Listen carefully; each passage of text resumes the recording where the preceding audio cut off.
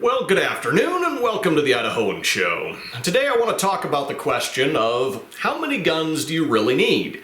And obviously the answer to that is going to depend greatly on what you're expecting to use them for, because there are many different firearms for different applications, but I want to talk specifically about preparedness. And in this context, obviously, the more guns you have, the better, because every additional firearm that you acquire will probably furnish some sort of unique capability that makes you more prepared, unless, of course, it's identical to a gun that you already had, in which case it offers a redundant backup, which still expands your capabilities and your overall level of preparedness. But if you're on a limited budget, how many guns do you need at a minimum to be responsibly prepared? Now, mostly this video is a follow-up to my earlier discussion of the enigma of rural EDC, but first let's talk about urban preparedness, because I think that lends itself to a little simpler and more conventional minimum solution. I've often heard the conventional wisdom about what to prepare for in urban EDC summarized in the rule of nines, which states, if I recall correctly, that more than 90% of self-defense situations occur at less than 9 yards of distance, with a threatening target area at least 9 inches across, in under 9 seconds, after 9 o'clock at night. And maybe there's another 9 in there that I'm forgetting, but you get the gist of it. So if you're only thinking about stopping a relatively large target at close range, then any conventional handgun is probably suitable for that application. But I think there's still going to be a minority of plausible urban situations that could require something more. Maybe you've got an active shooter situation or some other instance where you're trying to intervene to stop someone from hurting somebody else, and because the distance is greater, you need more accuracy than what a typical handgun would typically afford. Or perhaps you need to stop a vehicle, and so you need more penetration than what a typical handgun round is going to give you. Thus, I would propose that the minimum solution to urban EDC is probably 2 guns. First, a conventional auto-loading handgun that you would carry preferably on your person, which would allow you to deal with perhaps 80 or 90% of the situations that could conceivably arise. And then something like an AR-15 or other auto-loading rifle that you would keep in your vehicle or in your home that would provide capabilities for dealing with the few percent of situations for which the handgun would not be adequate. And given that auto-loading handguns and AR-15s are by far and away the best-selling firearms in America, I think there's probably a lot of people who agree with that solution and are implementing it. Now, as I discussed in my video on the enigma of rural EDC, when you get out to the country, everything changes.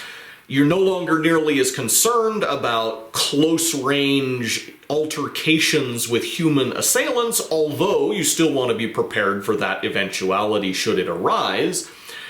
But you're now much more concerned with potentially running into a much larger assailant, like a grizzly bear or an angry moose.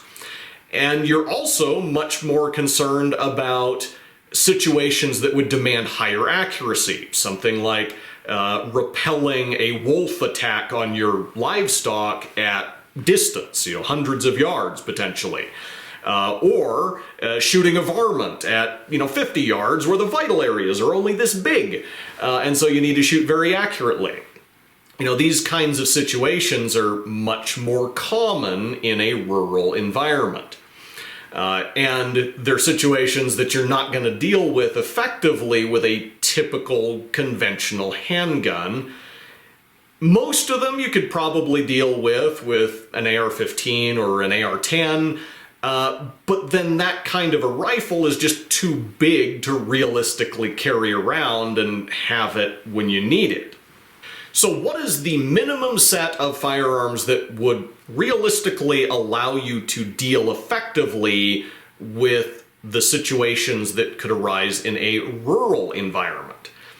You know, I racked my brain for a lot of years trying to come up with the ideal rural EDC gun, and I'm convinced at this point that there's no single gun that can do it all.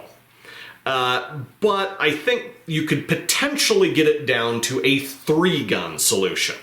First and foremost, I think you'd need some sort of a large format pistol, whether that's a Magnum revolver with a scope on it, or a relatively compact AR-15 pistol, or something else in that class that would give you the power and the accuracy to deal with maybe 75 to 80% of the situations that could arise, and still be compact enough that you could keep it on or about your person, or at least close to hand, 75 to 80% of the time. Second, you need a backup pistol.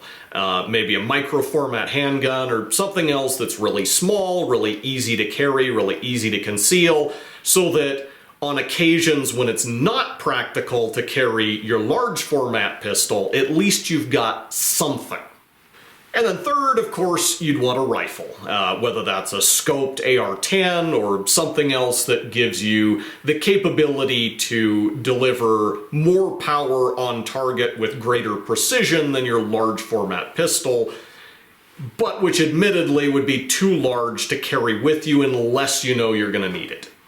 With those 3 guns, a highly accurate large format pistol that you'd carry most of the time, a very small format pistol that you can carry whenever you're not carrying the large one, and a rifle that you can store somewhere and retrieve when you need it, I think you'd be decently well prepared for any situation that might arise in a rural or backcountry environment.